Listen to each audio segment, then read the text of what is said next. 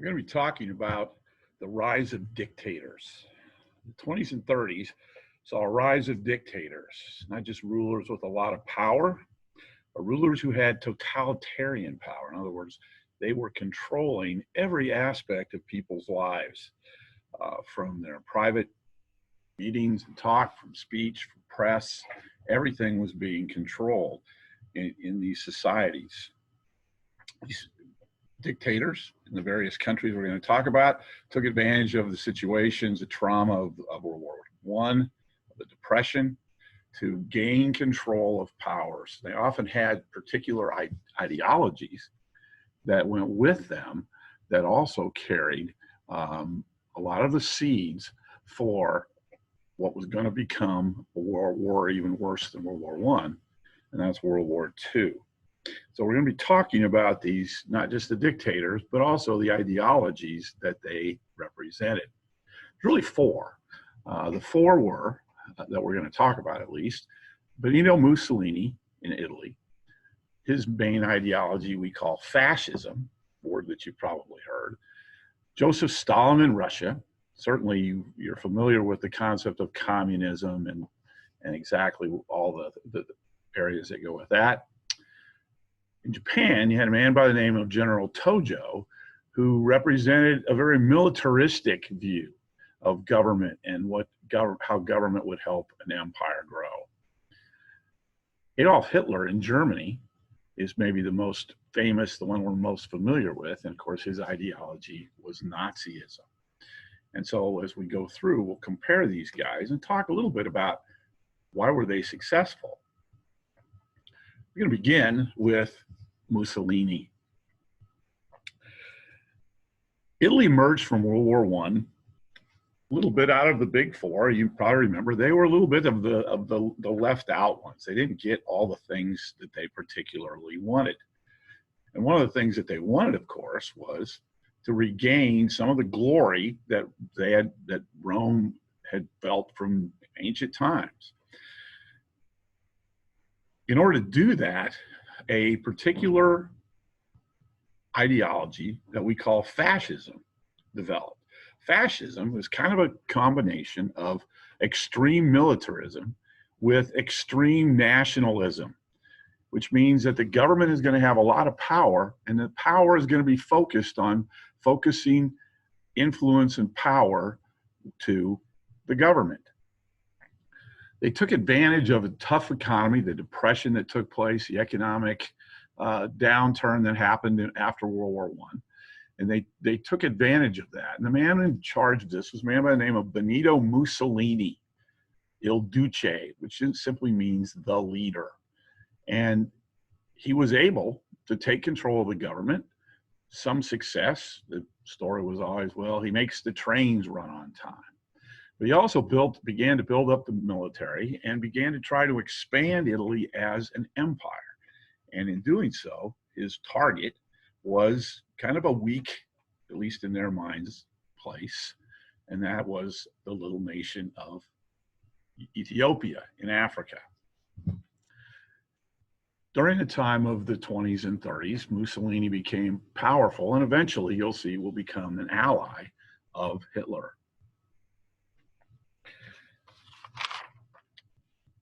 Japan obviously had been an ancient empire, and through most of its time was pretty isolated. In the late 1800s, they started to reach out to other parts of the world, and in doing so, they had a very growing economy. That growing economy meant they had a need for resources. Now, Japan had always been a fairly ordered society in many ways, and they had been an empire ruled over by an emperor that they saw was actually seen as being divine. But the real guy at the steering wheel in Japan during the early part of the 20th century was a man by the name of General Tojo, Hideki Tojo, who became a military dictator. Japan's growing economy needed constant resources, oil, for example, other resources as well. In order to gain those resources and gain control, Japan launched a brutal attack in the 30s on northern China. an attack that led to the deaths of really hundreds of thousands of Chinese people and set the tone. As Japan expanded, many in the West weren't paying much attention, but it did cause them to, as we'll see, to create an axis or another alliance between the Rome, Berlin, and Tokyo.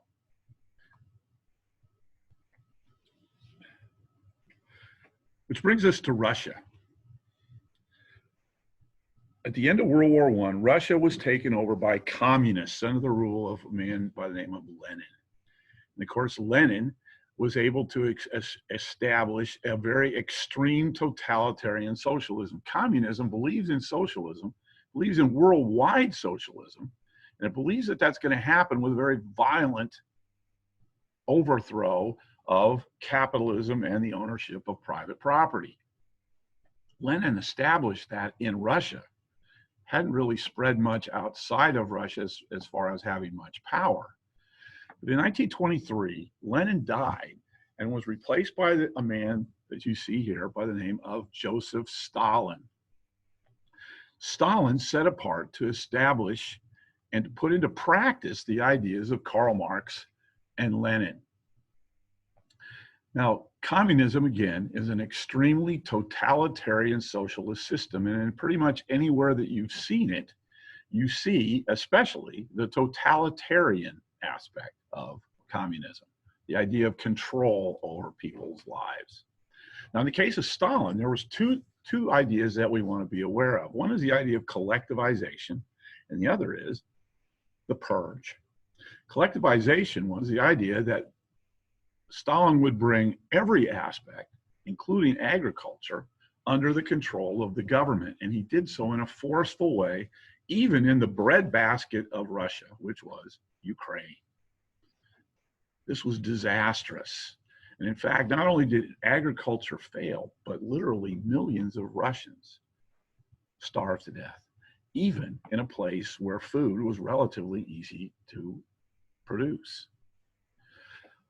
Stalin also instituted a purge in Russia, a purge which meant that he would find opponents of him inside or outside the Communist Party, even among his supporters, and that they would be purged or, honestly, often killed or sent to gulags in order to protect the power of the Communist Party and especially of Stalin. Estimates are that in this purge, Stalin is responsible for the deaths of 20 million Russians. 20 million. It's an incredible amount. As we'll see, and this might be surprising as we go forward, because sometimes we put communism as the opposite of fascism. But Stalin actually is going to sign in the late 30s, a non-aggression pact, a peace treaty, if you will, with Nazi Germany. And that's not necessarily going to be a long-lasting thing. Which brings us, of course, to probably the most familiar of the dictators, and that is Adolf Hitler. Germany had borne the brunt of the Versailles Treaty. We remember that. The high number of reparations, the disarmament, the loss of their political position. And for many people in Germany, they saw the idea of what had happened, that it was a stab in the back. And there arose a party in Russia, in Germany. It was known as the National Socialist Party. Most people probably don't think about the fact that this actually was another form of socialism, what we call the Nazis. Within the Nazi Party, there arose a particular individual, a lowly Austrian corporal during World War I, a failed art student. Most people know those stories. And his name was Adolf Hitler. Now, Adolf Hitler had tremendous powers of public speaking, of the use of propaganda, of just gaining a following. And he really grasped on a couple of things. He grabbed onto the stab in the back idea. He grabbed on to the idea of Germany as a super race, an extreme, not just nationalistic, but obviously racialistic thing. And he said that Germany needed living space. It needed room for this super race to reach its potential. In 1933, through the democratic process, Hitler became the Fuhrer, the chancellor of what they called the Third Reich. The first one being the Holy Roman Empire, the second one being the empire of the World War I, and now the Third Reich. He started off by uniting Germany with another sort of Germanic group, the Austrians. It's called the Anschluss. If you've ever seen the movie The Sound of Music, it's kind of revolves in a way around the Anschluss and the uniting of, whether willingly or not, of Germany and Austria. Began to rearm the Germans. You have the Versailles Treaty, and the Versailles Treaty is more or less ignored by Hitler, mocked by Hitler. And yet the other powers are slow, for the most part, to respond to Hitler. By the mid-30s, by the late 30s, Hitler is in many ways kind of out of control. This raises some thoughts before we even get to World War II and the starting, what caused World War II to happen. It raises some questions. For example, why is it that dictators arose all of a sudden in Europe and in Japan? Well, I think part of the answer is just how traumatic the World War I and the Depression had been. Progressivism has thought, hey, everything is going to be all right. We can fix everything. And on the heels of that come these two unbelievable tragedies.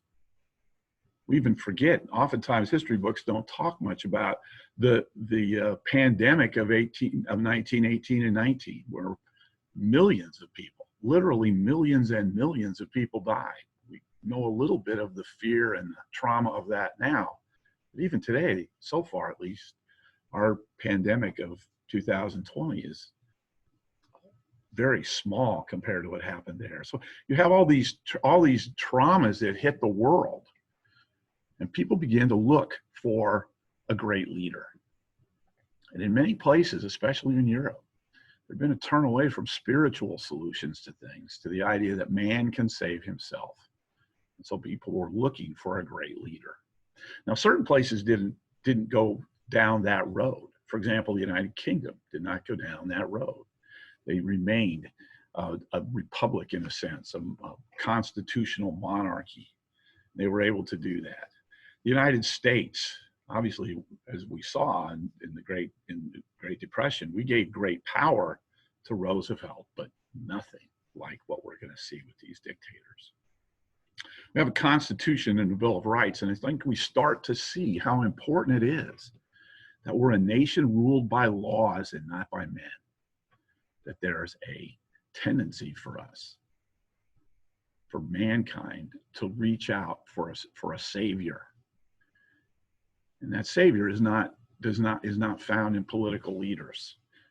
And what the Constitution and the Bill of Rights do is they keep us from, they stop us from falling into that temptation of looking to man for our salvation. We're going to be looking soon at World War II and what happened in World War II. That is going to be the seeds of and the actual finding of World War II.